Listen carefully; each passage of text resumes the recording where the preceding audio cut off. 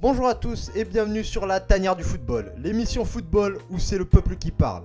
Aujourd'hui, dans cette émission de pré-saison, je suis avec Enzo. Comment vas-tu, Enzo? Ça va, je vais bien, merci. Et toi, comment tu vas? Ça va nickel, écoute. Bon, je sais que hier, quelqu'un de très important pour l'histoire du FC Porto nous a quittés, c'est ça? Ah, exactement, c'est une légende du club, c'est un enfant du club, c'est l'ancien capitaine du FC Porto, celui qui a soulevé le trophée en 2004 de la Ligue des Champions, et également de la Coupe d'Europe, ancêtre de la Ligue Europa en 2003 avec Porto. C'est un grand monsieur, c'est quelqu'un de emblématique dans la cité invincible. C'est le premier soldat, le premier patron de José Mourinho quand il a commencé à prendre sa carrière d'entraîneur en main. C'est un homme mythique du football portugais. Ok, bien évidemment, on souhaite beaucoup de soutien à sa famille dans cette étape difficile.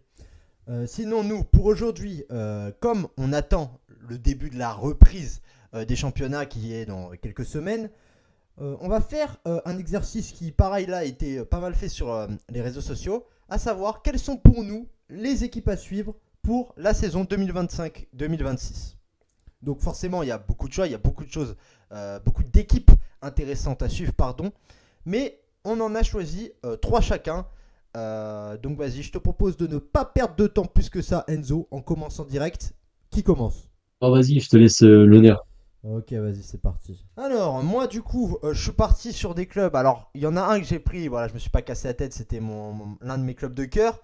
Mais sinon, j'ai choisi des clubs, pas forcément les plus gros clubs, pas forcément ceux qu'on attend le plus, même si pour la plupart, c'est des clubs quand même assez connus. Mais j'ai choisi des clubs qui avaient un projet intéressant ou qui ont fait une saison intéressante et que j'ai envie de suivre, du coup, pour cette saison aussi. Du coup, le premier club que j'ai choisi, comme je l'ai dit, je me suis pas cassé la tête, je me suis tout simplement approprié mon club de cœur qui fait une excellente pré-saison selon moi, c'est l'Olympique de Marseille. Alors l'Olympique de Marseille, c'est très très intéressant ce qui se passe cette année du côté de Marseille parce que la saison dernière a été très intéressante. Marseille a fini deuxième du championnat de France. Euh, il y a eu des périodes de haut, des périodes de bas, mais ils sont quand même restés quasiment toute l'année deuxième ou troisième. Je crois qu'il y a eu une petite période un peu bas, mais on n'est jamais descendu en dessous de la troisième place, si je me trompe pas. Alors ça n'a pas suffi pour concurrencer le PSG, parce que le PSG cette année, ils étaient au-dessus, bien même au-dessus de l'Europe, on peut dire. Donc forcément, pour les équipes françaises, c'est très compliqué de suivre. Mais franchement, ça a été intéressant. On a, par exemple, il y a la série de vidéos sur les insides un peu de l'OM cette saison, avec on peut voir le travail de De Zerbi, le travail de Benassia, le travail de Longoria. Et ça, c'est mon premier point qui fait que je vais suivre l'Olympique de Marseille cette saison, c'est que je trouve que la direction du club, pour la première fois depuis très longtemps, je trouve qu'elle est très très cohérente du côté de Marseille. Je trouve que Benassia, Longoria, ça travaille très bien sur le mercato. Je trouve que De Zerbi cette saison, ça a fait un travail monstrueux. On peut le voir, tout ce qui est autorité, tout ce qui est gestion du groupe, etc. Ne pas faire forcément de fleurs à des joueurs parce qu'ils ont des trajectoires, etc. Ne pas regarder les noms, etc. Moi, j'ai beaucoup aimé cette mentalité. Et ça fait que j'aborde cette saison de l'Olympique de Marseille avec beaucoup d'espoir, mine de rien. J'espère beaucoup. Il y a la Ligue des Champions, il y a la Ligue 1, il y a la Coupe de France. En fait, j'ai envie de dire, putain, mais c'est possible d'espérer un truc de cet effectif. En plus, là, l'effectif, il est en train d'être renforcé avec un mercato qui est, je trouve, très très cohérent du côté de la Canebière.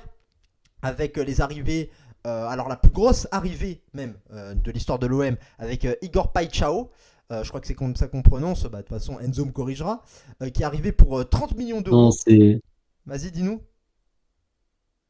non, du coup, on dit pas Igor Paxao, pas Paxao, etc. Ça se dit pas Chao. Paixao. Le X, Paixão. tu le prononces ch dans le côté portugais, enfin, ouais, brésilien, portugais, c'est pareil. Tu le Ouais, prononces ch, et ouais, pas x. ouais, bref, je sais pas, j'en ai aucune idée.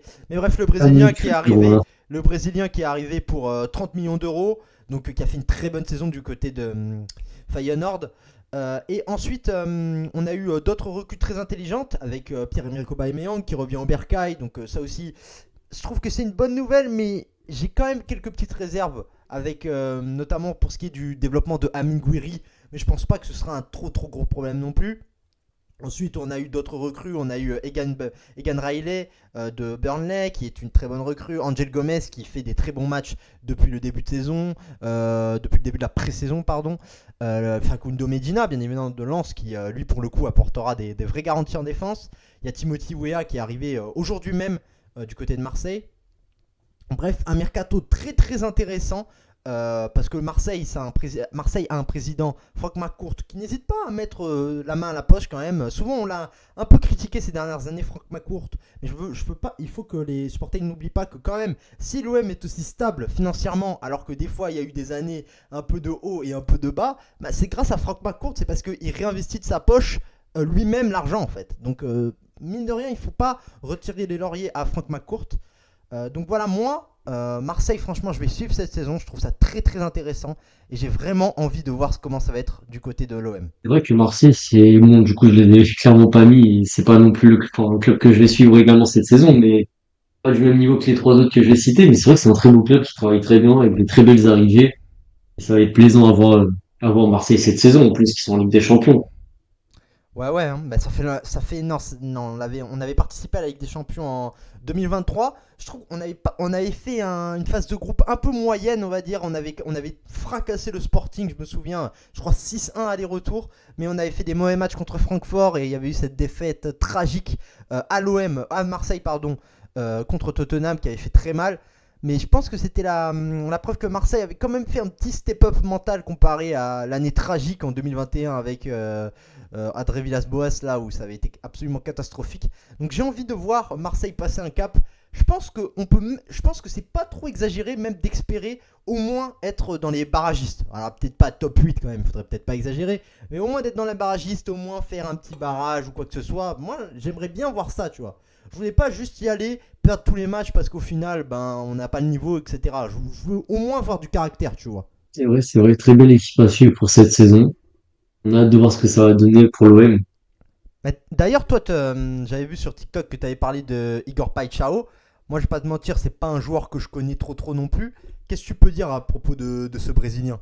Alors, en vrai, on va rester sur les grandes lignes. J'ai vu quelques matchs du PSV, je l'ai vu quelques fois, que ce soit des edits ou des matchs de lui. Donc, je peux pas dire que je connais le joueur comme les supporters du PSV ou les supporters de l'Eredivisie. Et ça reste un joueur très percutant, alors, fiable. Oui, ça reste un joueur fiable, mais dans certains contextes. C'est-à-dire que c'est l'ailier percutant qui va t'enchaîner les 1v1 et c'est pas sur lui que le jeu va tourner. C'est lui qui peut avoir un éclair de génie. Alors, un joueur qui ressemble énormément, bon, c'est peut-être aussi par rapport à son origine et sa taille, mais c'est Douglas Costa. Alors, je sais pas si tu t'en rappelles très bien de Douglas Costa version Juve ou même Bayern, Bien sûr, mais bien c'est un sûr. peu le même type de profil.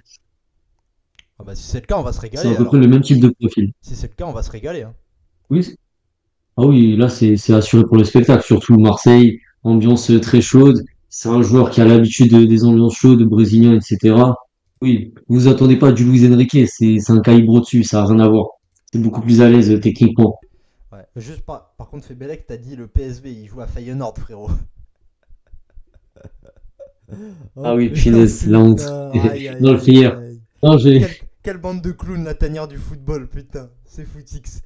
non, Bref. mais je faisais attention au match entre Ouais, c'est ça. Fenerbahçe Regardez, et- il recommence à trouver des excuses là, ça y est. Bref. Non, mais Vas-y, j'étais en allez. train de regarder le match de barrage entre le Fener d'ailleurs, c'est le Fener ou le PSV là? J'ai vu qu'il y avait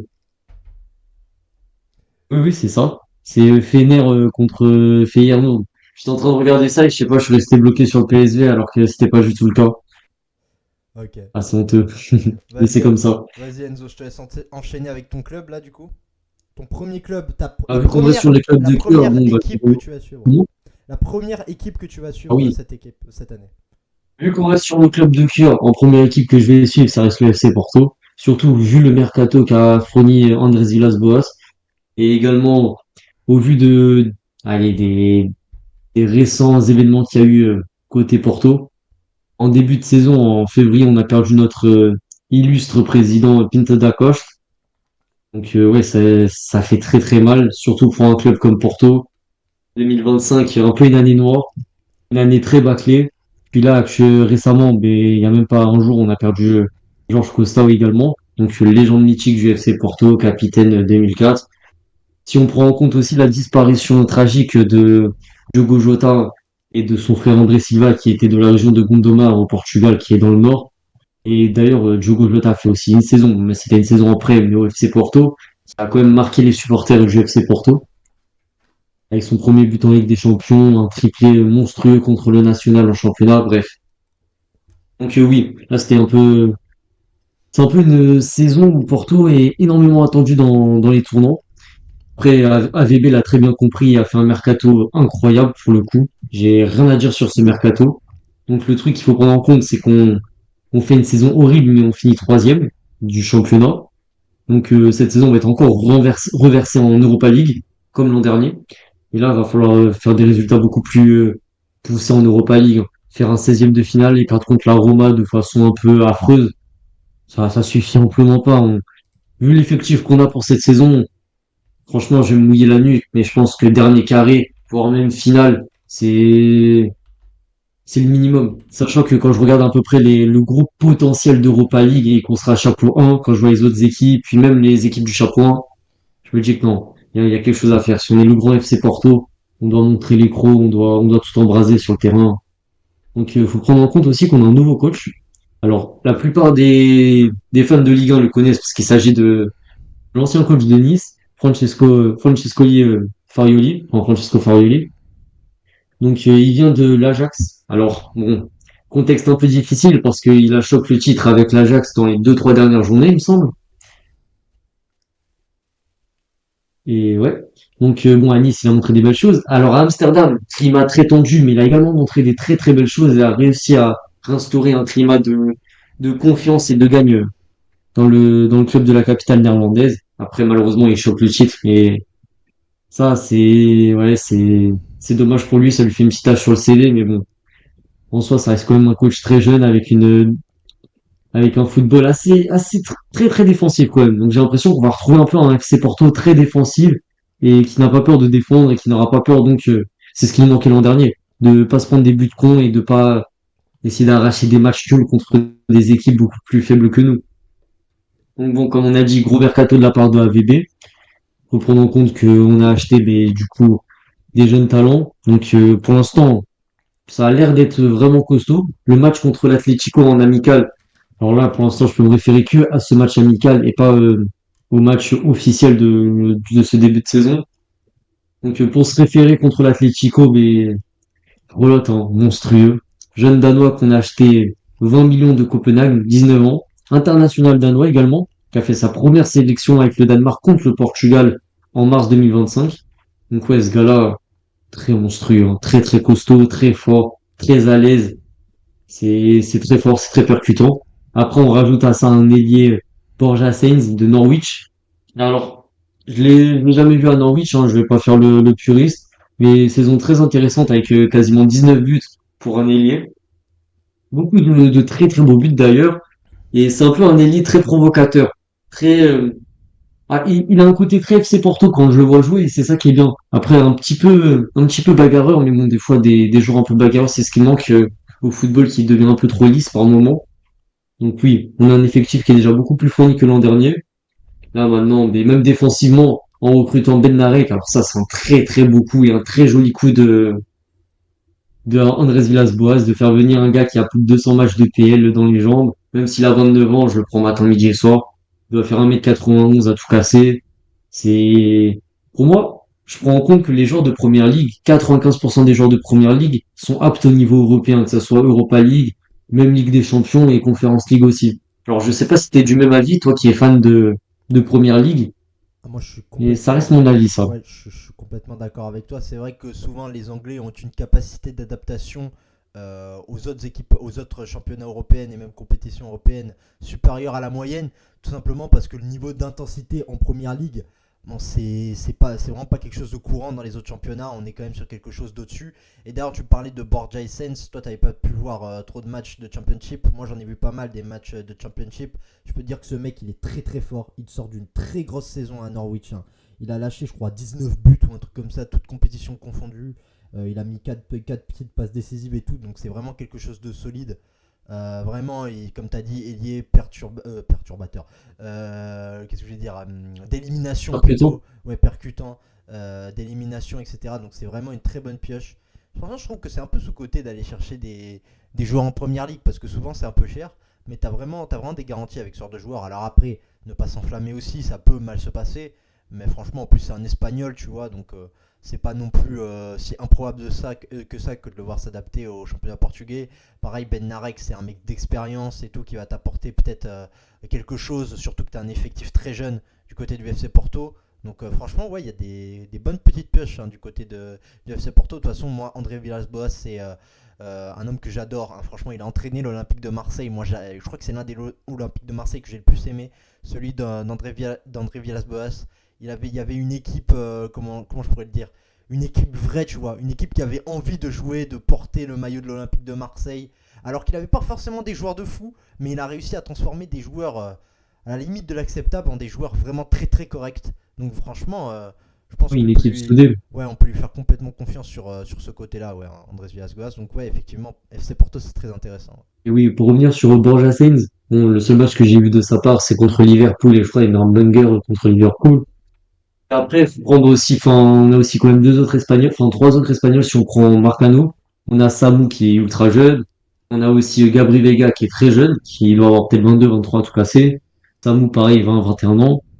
Donc voilà, il est pas non plus le seul Espagnol au monde, etc. Donc, et puis le Portugal, l'Espagne, c'est vraiment à côté. Ouais. Donc il n'y a aucun problème dessus. Après, bon, Bednarek, c'est waouh, c'est très costaud, mais je pense qu'il y a un transfert qui a marqué tout le monde et pas que les supporters de Porto. C'est le handballeur qui a signé au FC Porto. Ah bon? On parle de Luc de Jong. Ah oui. Incroyable. Incroyable l'arrivée. Je pense que personne l'a vu venir et c'était vraiment magnifique, hein. Le découvrir au stade comme ça. Un gars qui a marqué 56 buts enfin, sur ces 2 dernières années d'ailleurs, avec le PSV, il me semble, là, pour le coup. Mais tu sais que moi j'ai une take sur ce mec. Pour moi, ce mec il est très très sous-côté, Luc de Jong. Hein. Je me rappelle de son passage au Il me semble que Barça. c'est l'un des meilleurs buteurs de la tête. Ouais, son passage au Barça, personne n'en a trop parlé, mais franchement, il a fait des vrais bons trucs alors qu'il jouait peut-être dans l'un des pires Barça de ces dernières années. Franchement, pour moi, c'est très solide, Luc de Jong, c'est très très sous-côté. Hein. Ouais, c'est ça. Mais, au Barça, c'était 20 matchs, 7 buts, mais dans le jeu et Mais, il marquait les buts qu'il fallait marquer, en fait. mais surtout, il marquait des buts importants. Hein. La tête de ma mère, il marquait des buts importants. En plus, genre à la dernière minute, des trucs comme ça et tout. Franchement, non, non, c'est vraiment un joueur très utile, Luc de Jong. Le faire venir gratuitement, un joueur comme ça, donc le championnat portugais, c'est à peu près comme le championnat néerlandais. Donc en termes de niveau, c'est similaire. Il connaît l'Europe, il connaît les coupes d'Europe. Non, franchement, c'est un très très joli coup. En plus, il peut donner son expérience à Samu et il pourra nous débloquer des situations très intéressantes. Après, on parle pas d'un buteur qui va te faire une course de 50 mètres et de conclure un contre. On n'est pas là pour ça. Là, c'est plus un attaquant de surface, corner, centre, etc. Il va te poser la tête et hop, on n'en parle plus. 1-0 et un but. Donc ouais, très très joli coup. Et du coup, oui, pour la petite histoire, mais il avait signé au FC Porto comme joueur de handball. Enfin oui, pour que personne se rende compte que Porto allait signer un joueur de foot. Donc ils l'ont mis en joueur de handball pour l'équipe principale. Puis après, Putain, c'est une l'histoire, elle est histoire. vraiment très très belle. C'est une histoire de fou, ça. C'est beau de voir ce genre de transfert en 2025. Ouais, ouais, c'est bien, c'est une belle histoire. C'est une belle histoire. Donc oui. Donc pour revenir sur le FC Porto, oui, très grosse saison à venir, je pense. Il y a pas mal de contextes, que ce soit les regretté départ de Georges Costa récemment, de Pinto da Costa en début de saison, à qui il faut rendre un magnifique hommage en gagnant des trophées très importants, et également à Diogo et André, Ouais, des beaux clins d'œil. ouais, Et ce donc serait oui, bien. pour le FC Porto, je pense que j'ai fait un peu le tour. Ouais, ce serait bien de faire une belle saison pour rendre ces beaux hommages. Bon, du coup, ça va être mon tour Exact. avec la deuxième équipe que je vais suivre d'un œil curieux pour cette saison 2025-2026. Alors moi, je suis parti en première ligue parce que la première ligue, c'est le championnat que je connais le mieux des 5 grands championnats. Et j'ai choisi tout simplement une équipe qui va monter en première ligue cette année. J'ai choisi Sunderland. Sunderland que je pense beaucoup de personnes ont découvert avec le reportage qui était sorti, je crois que c'était sur Netflix ou un truc comme ça, sur Sunderland où ça avait un peu présenté l'histoire du club, les dessous, etc. Donc reportage qui a marqué beaucoup de gens. Mais c'est vrai que Sunderland ces dernières années ça avait été très compliqué. Des saisons vraiment difficile, à la limite du respectable, surtout pour un club quand même un peu mythique, hein, Sunderland, hein, franchement, ce club en Angleterre. Donc franchement, il fallait qu'il retrouve ses lettres de noblesse. Et c'est un petit cocorico, parce que c'est un peu grâce à la France que ce club a pu renaître cette saison. Ils ont fait une saison, alors ils ont fini 4ème de Championship, mais ils se sont tirés des matchs de barrage pour remonter en Première Ligue, notamment en battant Sheffield United, une équipe que j'aime beaucoup. Et donc ça avait été un peu un match de fou, etc. Les supporters étaient fous de joie, etc. Donc retour en Première Ligue après plusieurs années, surtout que ce club a une base de supporters très très passionnés, etc. Et surtout, il y a un projet qui est très ambitieux, je trouve, du côté de Sunderland. Franchement, parce que là, ils te font un mercato, mon pote. Je crois que tout le monde est un peu choqué sur les réseaux, mais franchement, il y a de quoi, parce que franchement, moi, le mercato, moi, je suis conquis, hein, franchement. Alors, je vais juste te dire les noms. Habib Diarra, qui a fait une très grosse saison à Strasbourg. Simone Adingra, qui était excellente dans le Brighton de De Zerbi, etc. Enzo Lefebvre, de l'AS Rome. Granit Xhaka, du Bayer Leverkusen. Après, tu as des petites pépites, genre James Dean Talbi, le Marocain de Bruges. Noad Sadiki, le Congolais de l'Union Saint-Gilloise. Et t'as même Marc Gouillou qui est arrivé en provenance de Chelsea en prêt. Franchement, moi, je trouve ça vraiment très correct. Moi, il y a que des joueurs que je trouve hyper intéressants. Tu vois, Adingra, moi, je trouve ce joueur très très sous-coté parce qu'il a eu des périodes un peu moins bien depuis le départ de Zerbi. Mais franchement, pour moi, c'est top. Adib Diarra, on le connaît bien en Ligue 1, c'était top. Franchement, il y a vraiment des bons trucs. Il y a Reinildo aussi, là, l'ancien joueur de l'Atlético Madrid. Donc franchement, je crois que même, j'avais vu passer ça sur les réseaux, ils ont pété l'un des budgets de transfert d'une équipe qui monte en Première Ligue, je crois. C'est ceux qui ont dépensé l'une des équipes qui a dépensé le plus d'argent. Et ça, c'est possible grâce au propriétaire de Sunderland, qui est un Français, dont le nom m'échappe. Je sais que c'est Dreyfus, son nom de famille, mais je me rappelais plus son prénom. Kairi Louis Dreyfus, pardon. Donc voilà, qui est dirigeant d'un grand groupe qui a donc renforcé les moyens financiers de Sunderland et donc qui a permis ce mercato que moi je trouve très intéressant. Ça va être un mélange de jeunesse et aussi d'expérience, un petit peu avec Granit Xhaka par exemple. Donc franchement, je trouve ça très très intéressant. Franchement, en plus tu as des compétitions pour l'instant. Forcément, tu joues que la Première Ligue, la FA Cup et la Carabao Cup. Mine de rien, attention quand même, parce que c'est toujours compliqué pour les équipes qui viennent de Championship de rester en Première Ligue la première saison. On l'a vu par exemple cette année, Southampton, Leicester et Ipswich, les trois venaient de monter, les trois ont fait l'ascenseur pour retourner en Championship. Donc c'est vraiment très très dur. Par exemple, on a vu Manchester United a fini 15ème l'année dernière. Alors certes, ils jouaient n'importe comment, mais ça veut quand même dire quelque chose. Ça veut dire que le niveau de la Première Ligue, je pense que d'année en année, il se renforce de plus en plus. Ça devient de plus en plus dur de performer en Première Ligue. Et donc même en faisant péter le budget, c'est pas sûr que tu restes si tu fais n'importe quoi à côté. Donc il faudra travailler. Mais il y a le coach français également, Roger Lebris. Donc c'est pour ça qu'on peut dire Cocorico, parce que franchement dans le staff, tu as beaucoup de Français. Il me semble que le directeur du football aussi est français de mémoire. Donc pour dire que franchement ça parle beaucoup français dans le vestiaire, surtout que ça va parler encore plus français avec Enzo Lefebvre, Noah Sadiki qui est de la République démocratique du Congo, Granit Xhaka, etc. Donc franchement, moi Sunderland, en fait c'est le mercato surtout que je trouve très très intéressant et qui va me faire que quand je vais regarder la Première Ligue, un match de Sunderland, franchement, je zappe dessus, hein, sans problème. Donc franchement Sunderland, moi, très très intéressé par cette équipe. Ok, voilà donc mon équipe à suivre. Je te laisse enchaîner, Enzo. C'est vrai que Sunderland, ils ont fait un mercato exceptionnel. Bon, après, comme tous les promus qui arrivent en première ligue, ils sortent les billets et ils prennent un magnifique mercato. Après, il faut voir comment la mayonnaise va prendre et s'ils arrivent à bien enchaîner les premiers matchs pour faire un max de points et ensuite être un peu plus tranquille et pas stressé au dernier moment. C'est vrai que c'est une très belle équipe avec un très beau projet. Alors après, ça a été possible malgré une perte majeure, malheureusement, parce que Job Bellingham, qui était de loin le meilleur joueur de l'effectif l'année dernière, est parti du côté du Borussia Dortmund, comme son grand frère. On lui espère une carrière tout aussi bien. Mais donc voilà, il faudra remplacer quand même l'apport d'un Job Bellingham.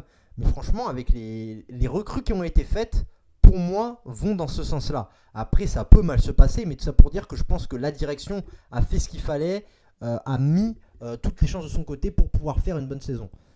Donc il y a quelques petits paris, même les petits paris comme par exemple ceux qui viennent du championnat belge, là, Noah Sadiki et James Dean Talbi, pardon, qui sont des petites pépites, mais qui sont très très prometteurs. T'as un nouveau gardien aussi, mais par exemple Habib Diarra, il faudra qu'il s'habitue à la première ligue. Alors après, je sais que vu qu'il est de Strasbourg, il doit être lié à Chelsea, je suis plus sûr. Est-ce qu'il y a joué à Chelsea? Je sais plus. Il me semble que non. Ouais, voilà, il a jamais joué à Chelsea. Mais on sait que Strasbourg c'est un club antenne de Chelsea, donc il faudra qu'il s'habitue à la première ligue. Donc voilà, mais par exemple à Adingra pardon, qui a déjà joué à Brighton. Donc voilà, c'est un peu le bémol. Bon, Granit Xhaka, je pense que ça ira vu qu'il a quand même 32 ans, il a une très grande carrière, donc je pense que ça ira. Voilà, t'as des jeunes, il faut s'habituer au rythme de la première ligue.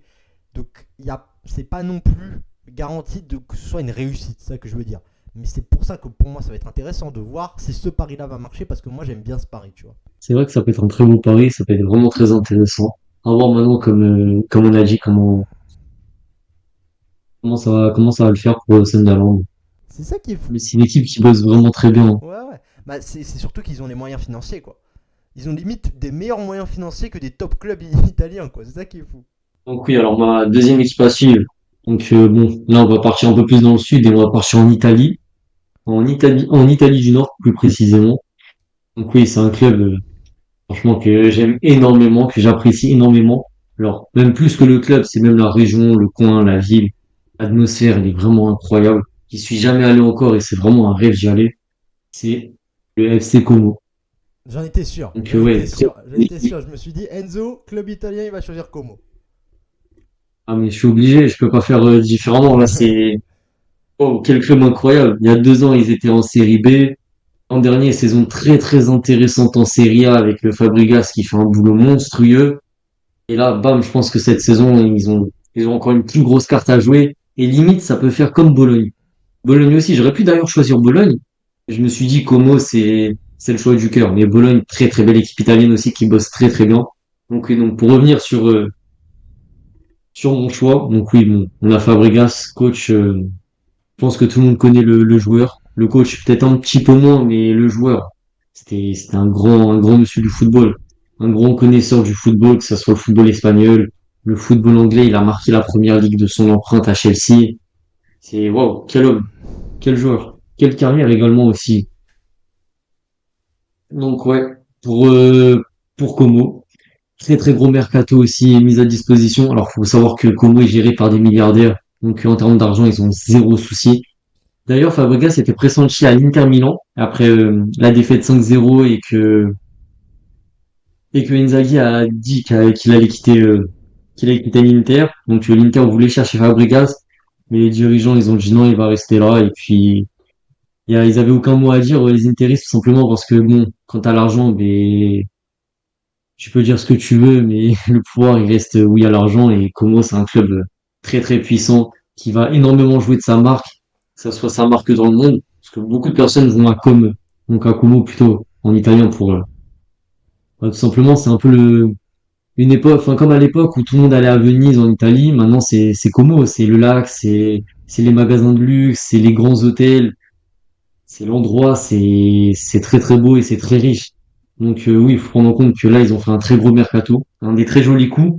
Ils ont pris par exemple la future pépite de la Croatie, Baturina, très gros prospect, sacré joueur. Il joue au Dynamo de Zagreb, très très belle. Ouais, c'est un gars qui sait tout faire en fait de balle au pied. C'est wow, t'as l'impression de voir du Modric mais en un poil plus offensif. C'est très très beau. Ils ont récupéré donc Jesus Rodriguez du Betis Séville pour une vingtaine de millions. Donc un jeune espagnol à fort potentiel. Il te lâche 20 millions pour un promu. Il y a même pas l'an dernier ils étaient promus. Ils ont récupéré aussi Adai et Perron. Donc Perron de Manchester City. Franchement le mercato quand on le regarde c'est pas du tout le mercato d'un promu de Serie A. Encore pour un promu de Première Ligue, on pourrait se dire oui normal il y a rien de choquant mais alors de Serie A. Surtout quand on voit qu'ils ont fait quasiment aucune grosse dépense derrière c'est que le club il s'est très très bien renforcé. Fabregas qui reste, qui va pouvoir continuer avec sa philosophie de jeu. Je pense que ce club peut largement viser une Coupe d'Europe cette saison.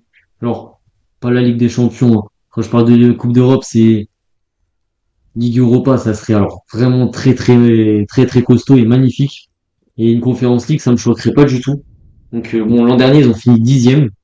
Donc dixième derrière les 7-8 gros de Serie A. Quand je dis les 7-8 gros, c'est la Juve, les deux Milan, la Fiorentina, les deux de Rome. Puis après, sûrement l'Atalanta, Bologne. Puis après, ouais, ils ont fini dixième. Franchement, très belle saison. Une saison très intéressante avec un football prôné sur l'offensive pour une équipe promue, c'est toujours agréable. Là, bon, ils ont aussi eu un match amical contre l'Ajax. Ce match-là, j'ai regardé parce que j'aime bien regarder les matchs amicaux d'avant-saison, juste 1 à 2 semaines avant le début de saison, tout simplement parce que ça permet de voir les dispositifs, les nouveaux joueurs, comment le coach va façonner son équipe. Et ils ont gagné avec la manière contre l'Ajax, en 3-0 net, sans bavure. C'était, c'était bien coordonné, bien orchestré. Fabregas, c'est vraiment un maestro, que ce soit quand il était à Chelsea dans ses plus grandes heures, ou là en tant que coach. Très très beau. Donc effectif très quali pour un ancien promu.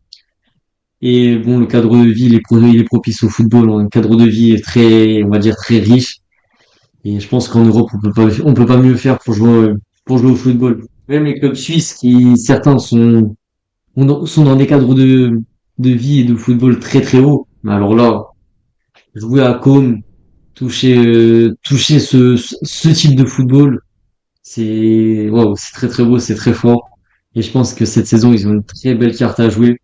C'est une équipe très jeune, mine de rien, qui recrute intelligemment, qui essaye de valoriser un football très offensif, malgré le fait que, bah, qu'elle soit très, très jeune et très récente.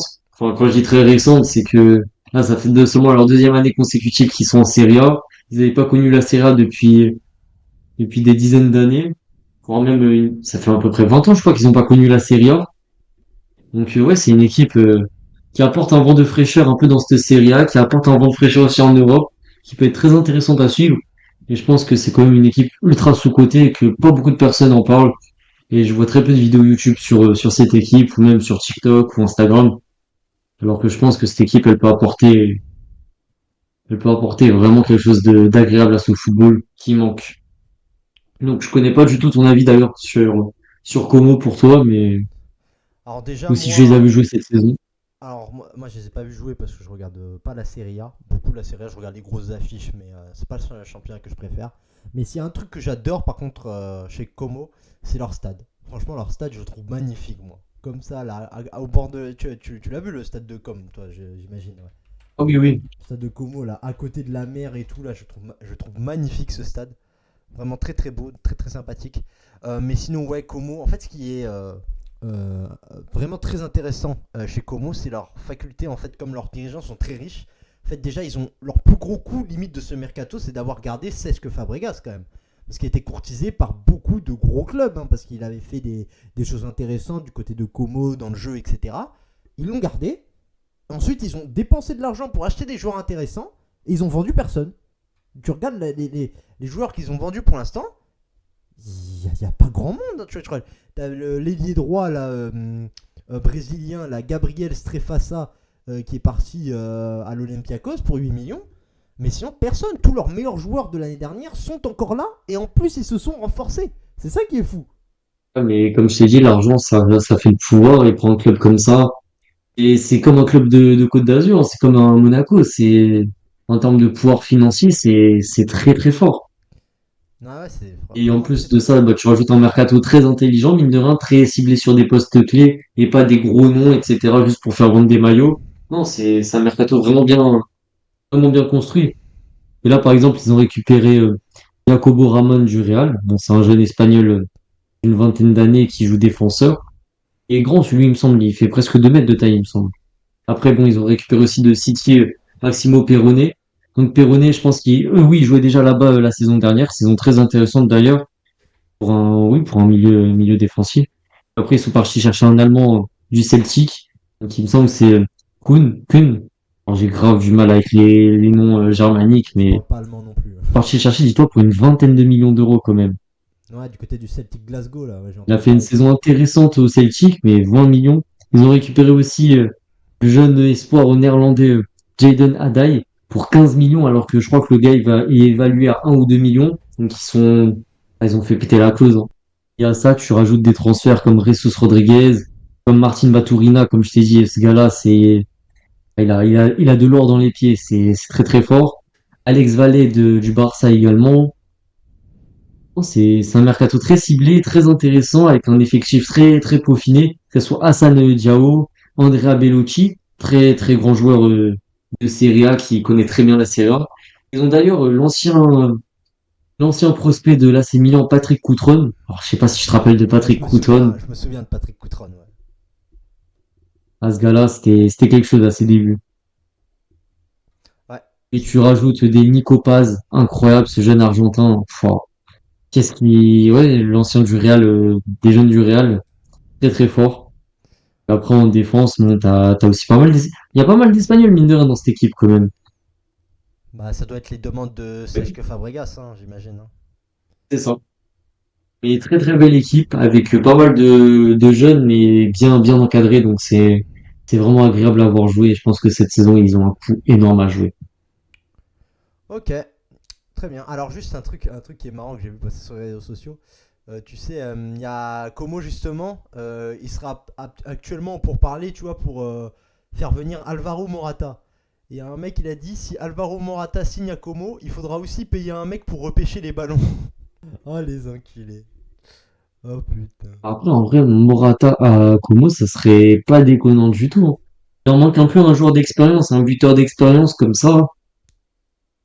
Ouais, ouais, Ça bah, serait, ouais, ça serait pas déconnant du tout, hein. intéressant. En plus, il connaît déjà la Serie A, que ce soit avec la Juve ou la l'AC Milan. Bon, c'était pas très bien passé à Milan, hein, par contre. Après, ça, on n'y peut rien, ça. Ouais, C'est comme Higuain. moi, ce mec, je le trouve très surcoté, hein, Alvaro Morata, hein. Franchement, il n'y a Je le jamais trouve eu, intéressant, en vrai. y a jamais une période de sa vie où je me suis dit ah putain c'est bien, c'est intéressant et tout, etc. Moi j'ai toujours trouvé que c'était un mec déjà qui mentalement est très fébrile et puis dans les qualités qu'il a, tu vois par exemple l'année là où ils vont chercher, où l'Espagne va chercher à l'Euro, je crois que c'était l'année dernière. Franchement il était en pointe mais franchement pour moi il apportait vraiment pas grand chose sur les séances de penalty. Pour moi il rate tout le temps. À chaque fois que je regarde une séance de penalty de l'Espagne, Alvaro Morata rate son penalty et souvent c'est des penalties décisifs. Ah, Donc franchement, moi, j'ai il faut kiffé son savoir. penalty contre le Portugal, en Ligue des Nations. Parce qu'il vous a fait gagner, hein, mais sinon. Ah, mais Ouais, j'ai, ouais. j'ai adoré. Franchement, c'était très bien tiré, magnifique. Ah bah super. Bref, voilà, pour moi, ça c'est un mec qui il t'a fait tous les plus gros clubs du monde en plus. Ouais. Pour moi, ça, ce mec, c'est un peu un genre du merde. Bref, allez, je vais enchaîner avec ma dernière équipe que je vais suivre cette saison. Alors, la dernière équipe, c'est un peu paradoxal parce que certains pourront me dire que, au contraire, les signes qui sont envoyés en ce moment ne sont pas très positifs. Mais moi, en fait, si je l'ai mis, c'est surtout pour la saison qu'ils viennent de faire, qui pour moi était très très intéressante. Et c'était une équipe que j'ai pris plaisir à avoir joué un peu par hasard l'année dernière. C'est encore une équipe de Première Ligue. Et c'est une équipe où vraiment j'ai trouvé ça très très intéressant, des joueurs très très intéressants. Malheureusement, là, ils sont dans une situation un peu délicate, notamment au niveau du mercato, etc. J'ai choisi de parler de Newcastle. Je vais suivre Newcastle United cette année en Première Ligue. Alors Newcastle, cette année, une saison très très intéressante. Alors eux, ils avaient eu une période un peu délicate parce que ils ont été rachetés par l'Arabie Saoudite, par des fonds d'investissement du gouvernement d'Arabie Saoudite. Mais le problème, c'est qu'ils ont des petites restrictions au niveau du fair play financier. Du coup, ça leur empêche un peu tu vois, par exemple, faire comme le PSG, tu vois, c'est-à-dire faire péter le budget, etc., etc. Ils ont encore un peu du mal. Ils n'ont pas une totale mobilité financière comme certains très grands clubs, mais ils ont quand même fait des coups intéressants, hein. Forcément, ils ont beaucoup plus de moyens qu'avant, ça c'est sûr. Il y a une saison, ils ont frôlé la relégation. La saison suivante, je crois, ils sont qualifiés en Ligue des Champions. En finissant troisième, je crois même de Première Ligue ou un truc comme ça. Donc pour te dire que c'était très très intéressant. Il y a une équipe qui s'est créée il n'y a pas longtemps par Eddie Howe qui est très très intéressante.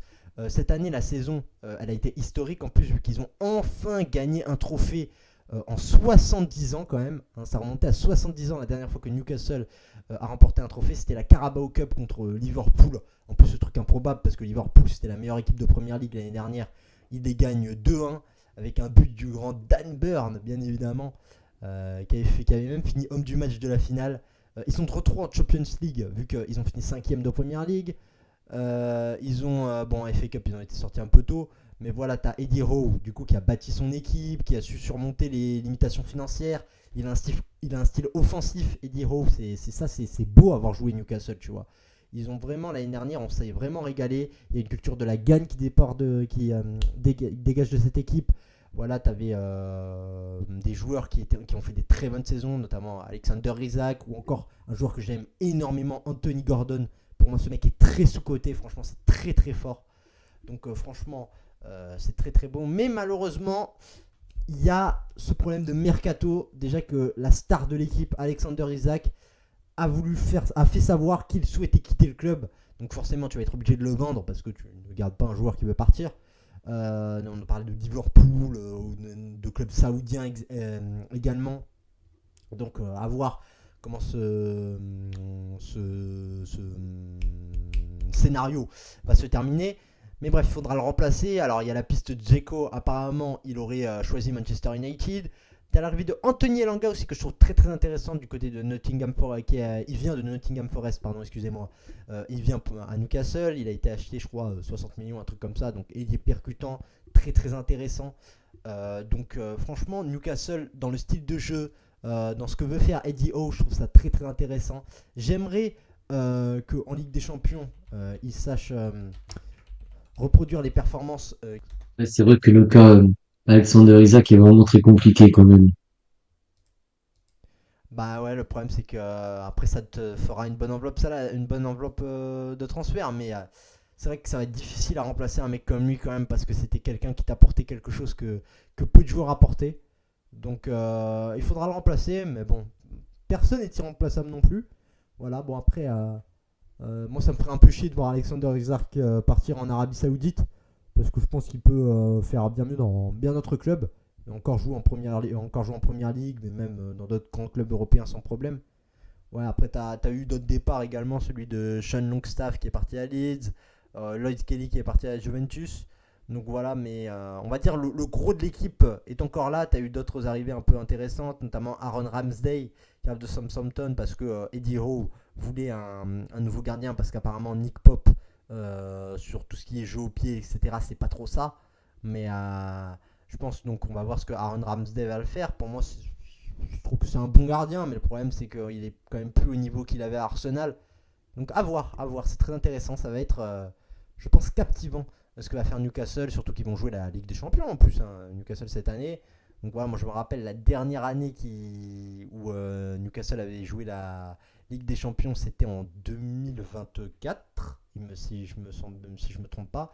Ils étaient tombés dans la poule du PSG, de Dortmund et de l'AC Milan. Ils avaient fait des bonnes choses, ils avaient mis 4-1 au PSG, etc. En plus, je me rappelle. Donc franchement, ils peuvent faire des bonnes choses en Ligue des Champions, ils peuvent faire des bonnes choses en Première Ligue. Ils ont montré un bon niveau de jeu cette année. Franchement, j'espère de tout cœur que ils vont régler ce problème avec Alexander Isak et qu'ils vont pouvoir lui trouver un bon remplaçant. Donc voilà, j'espère, mais moi, j'attends beaucoup de choses de Newcastle cette année. C'est vrai que c'est une équipe très intéressante à suivre qui est maintenant habituée au dernier carré côté anglais, côté PL. Donc ouais. C'est vrai que ouais, tu t'es pas trop mouillé sur Newcastle en vrai. Bon, quand même, hein, j'aurais pu dire Liverpool. J'aurais pu dire Liverpool, Chelsea. Ah ouais, bah, Chelsea, parce que je trouve que Cole Palmer il a fait une grosse saison, etc. C'est bon. Mais Newcastle, quand même, c'est intéressant, non? Non, c'est vrai, l'effectif est vraiment intéressant, il y a des belles choses, il montre des belles choses. Et après, c'est même, moi, ça me choque pas du tout de les voir à ce niveau-là ou de les voir commencer à gratter vraiment le haut du classement côté PL, mais de manière régulière. C'est un club qui bosse bien, qui est intelligent, enfin, oui, qui a renforcé son effectif très très fort ces 5 6 dernières années. Ah, ça fait le football, hein. Ouais. Alors après, le mercato cette année, il est pas non plus. À part Elanga, t'as pas non plus eu de trop grosses arrivées. Mais voilà, peut-être que le départ de Alexander Isak va décanter un petit peu les choses. Va permettre de recruter plus, mais il faudra recruter bien. Donc voilà, moi je fais confiance parce que je pense que c'est un club qui est bien géré, Newcastle. Déjà, ils font pas n'importe quoi avec leur argent, c'est pas le cas de tous les clubs de première ligue, hein, n'est-ce pas? Donc franchement, Je suis pas inquiet de ce côté-là. Et je trouve que ça va être vraiment très intéressant. Vas-y, du coup, je te laisse terminer avec ton dernier club que tu vas suivre cette année, Enzo. Dis-nous tout. Donc ouais, bon, bah, pour terminer avec le dernier club, on va partir dans cette bonne vieille Ligue 1 qu'on aime tous. Donc bon, alors, un petit choix surprenant, mais j'ai décidé de prendre l'AS Monaco. Donc oui, alors l'AS Monaco qui est entraîné par Adolf Hutter. Alors à pas confondre J'allais faire la blague. avec un autre personnage J'ai historique failli faire la emblématique. blague. J'ai failli faire la blague, je me suis dit, il l'a pas faite. Oh putain. Non, mais j'avoue que c'est assez tentant, mais bon. Pour revenir au sujet plus sérieux, c'est 84 matchs entraînés sous Monaco depuis 2023, 45 victoires, 16 nuls, 23 défaites, 1,80, enfin 1,80 points par match. Donc ouais, c'est quand même, il y a des belles choses, il y a des choses un peu compliquées. Donc dans cette pré-saison, il y a que des belles choses pour le coup. Et des belles victoires, des trucs intéressants.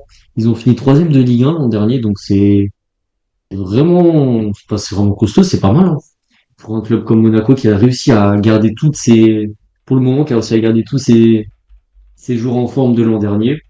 Il n'y a pas eu de gros départs annoncés. Il n'y a pas eu de gros départs non plus qui ont été faits.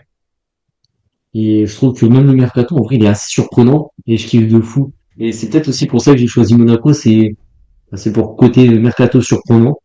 Entre l'arrivée déjà de Eric Dyer, que je trouve très surprenante et que j'aime beaucoup. Alors, faut savoir que ce gars-là, je le connaissais déjà au Sporting, quand il était entre être joueur du Sporting entre 2012 et 2014-2015 avant de signer à Tottenham. Putain, mais c'est vrai D'ailleurs, que. il pouvait, il me semble, prendre la nationalité portugaise. Ouais, ce que j'allais dire, il a la double Il a nationalité choisi, portugaise, ce mec, je savais même pas. il a choisi anglaise. Putain, incroyable. Donc après, oui, à Tottenham, c'est un des joueurs phares de Tottenham il y a pendant dix années facile. Puis après, il est parti au Bayern. Il est parti gratuitement au Bayern, mais c'est un peu comme Palhinha. C'était une année un peu très très compliquée quand même. Il a essayé de gratter du temps de jeu, mais très compliqué. Et là, il part à Monaco. Il connaît pas du tout la Ligue 1, donc ça va être vraiment intéressant de le voir jouer en Ligue 1 à Monaco. Puis après, le prêt d'Ansu Fati, alors là, franchement, Ansu Fati, c'est soit ça passe, soit ça casse. Il n'y a pas de juste milieu. Et je pense qu'à Monaco, c'est vraiment le climat idéal pour ce genre de joueur, pour se relancer dans un environnement très jeune et très sain où tu peux exploser facilement. Puis après, bon, l'autre mercato vraiment surprenant, l'autre transfert très surprenant et que je pense qu'on aime tous et qu'on aimerait tous le voir au plus haut niveau, c'est Paul Pogba. On a Ouais, tous des bien sûr. souvenirs de lui à la Juve, à United. D'ailleurs, toi qui es fan de Manchester United, tu dois avoir des mauvais souvenirs, mais également des très bons souvenirs de Pogba. Bah, c'est mitigé. Il y a des fois, il était. Bah, en fait, le truc qui était frustrant avec Pogba, c'est que bien évidemment, c'est un joueur de fou qui a des qualités incroyables. Mais des fois, déjà, il te ratait un peu des matchs et des fois, il était trop souvent blessé, malheureusement. Ça, c'est pas tant qu'il était pas bon, mais c'est qu'il a physiquement, ça pêchait déjà un petit peu. Et le problème, moi, que j'ai avec Pogba à Monaco, c'est que moi, je veux bien que. Oui, bien sûr que sur le papier, c'est incroyable. Mais après, est-ce que physiquement, ça va tenir? Ça fait 1 an et demi, je crois, qu'il a pas joué, voire plus. Donc, moi, j'ai bien envie, tu vois, de me dire, ouais, ça va être incroyable et tout ça. Mais ouais, c'est quand même risqué, je trouve, de miser uniquement sur Paul Pogba. Alors après, t'avais quand même d'autres joueurs. Mais voilà, donc, ouais, je sais pas, je suis un peu mitigé sur Paul Pogba. Après, t'as Ansu Fati aussi qui est arrivé. Bon, moi, ce joueur, moi, je suis descendu du train depuis très longtemps. Donc, ouais. Bon, toi aussi, tu t'es pas trop mouillé hein, avec l'AS Monaco en Ligue 1, franchement. En vrai, pour revenir sur Monaco, tu dis oui, Pogba, Fati, on sait pas ce que ça donne, mais il faut savoir qu'ils ont perdu pratiquement aucun joueur de leur effectif de base. Ouais, ouais. Ok, il y a eu Ismail Jacobs qui est parti au Galatasaray, il y a eu Matsima qui est parti à Augsbourg, mais c'est tout comme départ. Il n'y a pas eu de gros départ. Ils ont toujours Mika Birets qui est monstrueux, Bril Mbolo qui est également présent, ils ont Ben Chegir, ils ont Lamine Camara, ils ont toujours Minamino, ils ont Golovin. Alors Golovin, pour moi ça va être une légende de l'AS Monaco, mais vu qu'il est encore actuellement joueur, je peux pas dire que c'est une légende tant qu'il Ouais. a pas pris sa retraite. Ils ont toujours Vanderson qui n'est pas pressenti à Manchester United. Je comprends toujours pas pourquoi. Qui Oh, ça? ils ont toujours des joueurs. C'est ça? Qui ça, tu m'as dit? Excuse-moi, j'ai pas entendu. Non, Vanderson. Ah oui, Référence Van avec le Dersen, mercato oui, oui, idéal de United. celui que t'avais recommandé à United. Ouais, ouais, c'est vrai. Je me Exactement. rappelle. Mais non, ils ont un effectif toujours très fourni. Je pense que Pogba, après, faut aussi prendre avec des pincettes les infos qui ont été dites. Mais D'après certaines personnes, Pogba, il est arrivé en super forme à l'AS Monaco et il arrive en super forme devant les médecins et il n'avait rien d'alarmant et bon, après il s'est entraîné pendant 6 mois à fond. Donc, je pense qu'un un gars qui connaît le haut niveau, un athlète comme Pogba, s'il s'entraîne à mort pendant 6 mois, ça doit pouvoir le faire. Maintenant, juste ça reste à voir sur un match de Ligue 1. Déjà un match banal de Ligue 1, on va voir ce que ça donne. Pas forcément 90 minutes, un petit peu moins.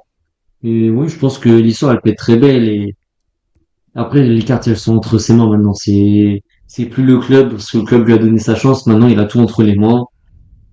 Plus ou moins toutes les histoires autour de lui ont été plus ou moins réglées. C'est bon, là, faut qu'il ait la tête froide et faut qu'il arrive à se relancer, à relancer la machine.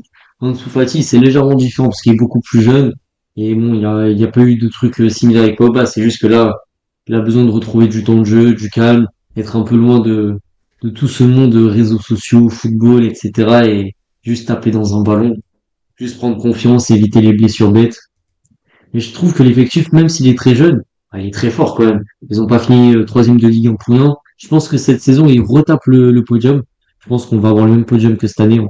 Ça va être Paris premier, Marseille deuxième et Monaco troisième. Et ça me choquerait tellement pas de voir Monaco troisième. Donc oui.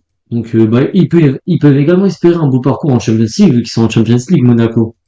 Et ça me choquerait même pas de les voir dans les 16 premières équipes facile. Je trouve que le cadre, il est également propice au football avec un bel effectif. Un peu comme Com. Donc, toi, je sais pas du tout ton avis sur l'AS Monaco. Ouais, je me suis pas trop mouillé dessus par Ouais, rapport tu t'es pas mouillé, à hein, d'autres moi clubs de aussi. Ligue 1, mais je me suis dit que Moi, je me suis c'est dit, quand même assez bon, intéressant et ça reste un effectif très jeune et très intéressant à suivre. Puis après, quand tu rajoutes des joueurs un peu nostalgiques comme Pogba, comme Fatih, mine de rien, qui est un joueur emblématique enfin, emblématique, un peu nostalgique quand tu te rappelles du Barça après Messi et Fatih qui arrive, qui prend le 10, mais je mets juste avant ça, il met des buts en main important contre Valence en août 2019 ou août 2020, je m'en rappelle plus, mais tu restes un peu nostalgique. ouais, je vois. Ouais, parce que moi, je sais pas, tu me dis, ouais, j'ai choisi un club de Ligue 1, je m'attendais à un Paris FC, un truc comme ça, et là, tu me sors AS Monaco. Donc, bon, bref. Mais ouais, Ouais, franchement, c'est vrai que l'AS Monaco, bon, bah, c'est l'AS Monaco, quoi. Une très bonne équipe de Ligue 1, des joueurs intéressants, etc. Là, ils se sont renforcés avec. Alors, Eric d'ailleurs, j'aime bien. J'aime bien Eric d'ailleurs. Voilà, Paul Pogba, Ansu Fati, c'est un peu des paris. Il reste un peu sur le même squelette que l'année dernière. Donc, à voir. T'as toujours des joueurs intéressants. Déjà, t'as pas perdu à Kliouche. C'était, c'était la principale pépite à garder parce que c'est un très bon joueur à Kliouche. Après, t'as tous leurs joueurs ouais, bien intéressants qui sont encore là. Donc à voir. À voir. À Kliouche, ouais, t'as aussi Golovin qui est resté. Golovin qui a 29 ans quand même, hein, Golovin. Je le pensais plus jeune, mais il commence à se faire âgé. Mais ouais, Lamine ça Camara est fait du toujours. moins 7-8 ans qu'il est au Rocher, hein. Ouais, ça fait un moment quand même, hein. Donc Golovin est toujours là. T'as toujours ouais, Christian Mawissa aussi qui est un jeune très intéressant. Thilo Kehrer aussi qui est un peu devenu le patron, hein, de la défense de l'AS Monaco. Donc franchement, intéressant, complet. On s'attend très probablement à une autre top saison en Ligue 1. Derrière Marseille, j'espère quand même, hein, parce que ça me ferait quand même un peu chier. Mais donc franchement, ouais, moi je suis d'accord avec toi, c'est intéressant. Monaco comme un peu toutes les saisons finalement. D'ailleurs, pour faire un petit point sur la Ligue 1, donc là, je suis en train de voir, et Nice a perdu à domicile contre Benfica 2 buts à 0. Donc ça va être très très compliqué pour les Aiglons de renverser la vapeur au Stadio d'Alloz. Donc ouais, 2-0. Ivanovic, celui que j'avais parlé d'ailleurs, j'ai fait un petit talk vite fait sur lui. Et un but de Florentino Luis. J'avais pressenti à United dans ma carrière. Ah, c'est nickel. Le football parle. Ça va être compliqué pour Nice, le match retour. Ouais, bah moi j'espère que l'OGC Nice va perdre, hein, parce que s'il y a bien un club que je n'aime pas, c'est bien l'OGC Nice là, avec leurs supporters racistes là. Non merci, hein. Moi je suis de tout cœur On pour. reconnaît bien un Marseillais, donc. Je suis de tout cœur derrière Benfica. Franchement, ils ont tout mon soutien. En plus, j'ai un maillot de Benfica. Donc, franchement, bah toi, je sais que t'aimes pas trop Benfica, mais. Ah, c'est comme si je te disais j'étais derrière Paris et j'ai un maillot du PSG. Non, c'est triste à entendre. Oh putain. Mais Ouais, bon, bon. c'est le football, c'est comme ça. En tout cas, oui. On a choisi trois clubs quand même très intéressants, mine de rien. Bon, alors, c'est vrai qu'on s'est pas mouillé pour eux Pour du Newcastle ou pour de l'AS Monaco. Paris FC, je suis pas non plus trop fan. Après, c'est peut-être parce qu'ils ont pris Otavio que je suis pas trop fan. Ah, c'est vrai que Horrible comme défenseur central. il était bon ou pas lui d'ailleurs? Non, non. Ah, il était. Franchement, je suis content. Et en plus de l'avoir vendu 20 millions, quand je t'ai dit que Andrés Villas-Boas, il cuisine bien, c'est qu'il cuisine très très bien. La Flancezzine, elle est parfaite là. Oh Il putain. est, il est intéressant, mais le problème, c'est qu'il est trop. Il y a beaucoup d'erreurs, d'inattention, beaucoup de gâchis. Non, c'est très compliqué, hein. Ok, ok. Bon, bah, ça va être Je suis content intéressant. de l'avoir vendu et d'avoir pris Bednarek à la place. Enfin, là, il n'y a pas photo. Bah, nickel. Bon, bah, du coup, je pense qu'on va terminer là hein, pour cette émission. Donc voilà, voilà ce que nous, on vous conseille de suivre cette année en football, parce que c'était quand même ça hein, le but de l'émission, de dire qui pour nous c'est intéressant de regarder. Donc voilà, des petits clubs comme ça, vous suivrez nos petites recommandations. On verra à la fin de saison ce que ça a donné, est-ce qu'on a eu du pif ou pas du tout. C'est ça qui va être intéressant, donc enregistrez bien cette émission pour pouvoir ensuite nous traiter de clown si ça n'a pas marché, ou de génie du football si c'est le cas, un peu les Bruce Granek avec le PSG l'année dernière. Tu te rappelles de la vidéo de Bruce Granek là, l'année dernière? Alors, comment te dire, frérot? Je suis pas déjà Bruce Granek et je suis pas ce genre de football réseaux sociaux. C'est pas ma tasse Oh de putain, thé. ouais, c'est vrai que toi t'es un haineux, j'ai oublié. Mais bref, ouais, il avait dit. Non, mais c'est pas une question des nœuds, là. C'est une question de. C'est pas mon football. Oui, Je suis pas dans ce genre de truc. il avait Je fait, regarde, je il avait consomme pas fait, le football de cette manière. il avait fait une vidéo, je crois, dans une émission, je crois que c'était hors jeu, je crois, le nom de l'émission, où tu sais, il était en un contre tout le reste du plateau, etc. Où genre il disait le PSG va être meilleur sans Mbappé, ils vont gagner plus de matchs et tout, et ça le prenait pour un clown. Et au final, tout ce qu'il a prédit, ça s'est réalisé. Donc ce serait bien qu'on arrive Encore à une fois, faire. tu as raison. Ce serait bien qu'on arrive à faire ça. Ah ouais, t'as vu le tweet où il avait mis Messi, il a mis Messi sixième du Ballon d'Or. Après, frérot, j'ai pas du tout Twitter, donc ça va être compliqué de voir ce genre de tweet. Il a mis Messi sixième du Ballon d'Or. C'est un truc de fou. Messi 2025, Ouais, Messi de 2024-2025. cette année là, à l'Inter Miami là. Genre il a mis, tu sais, Ouais, bon. il t'a mis Dembélé, Lamine Yamal, Vitinha, Rafinha, il a mis sixième Messi. Ouais, c'est compliqué, hein. Le football est Ah compliqué. putain, le football est DR. Bref, merci à tous d'avoir suivi cette émission. Merci à toi Enzo de ta participation. Y a pas de souci. Ce fut un plaisir encore une fois. Nickel, on peut nous retrouver hein, sur tous les réseaux sociaux qui s'affichent. Alors je sais que toi tu as un compte TikTok, hein, c'est ça Enzo, où tu commences à bombarder un peu dessus. Ouais, ça va. Il prend plutôt bien mon compte TikTok. Donc je suis vraiment content. Il y a des TikTok qui marchent très très bien et les gens ils ont l'air d'apprécier, d'être contents. J'ai des retours positifs, donc c'est enrichissant et ça donne envie de continuer. Donc franchement, c'est cool. Je fais des belles rencontres. Nickel, hein. On va aller suivre tout ça, on va aller s'abonner. Il y a aussi, bon, si t'as mis ton LinkedIn parce que t'es un peu un prouveur, mais voilà, donc si on veut te contacter professionnellement, si vous avez besoin d'un animateur radio, vous pouvez le contacter, il est disponible, hein. Moi, bon, ensuite, on peut me retrouver sur YouTube, Twitter, bien évidemment. Après TikTok aussi, mon TikTok, voilà, où je parle un peu de football, etc. Là, il y a une prochaine vidéo au cinéma qui arrive bientôt. Je sais pas si elle sera sortie au moment où ça se sera en ligne. Mais bref, il y a du lourd qui arrive, donc restez connectés. On se retrouve la prochaine fois. Merci à tous et à une prochaine fois.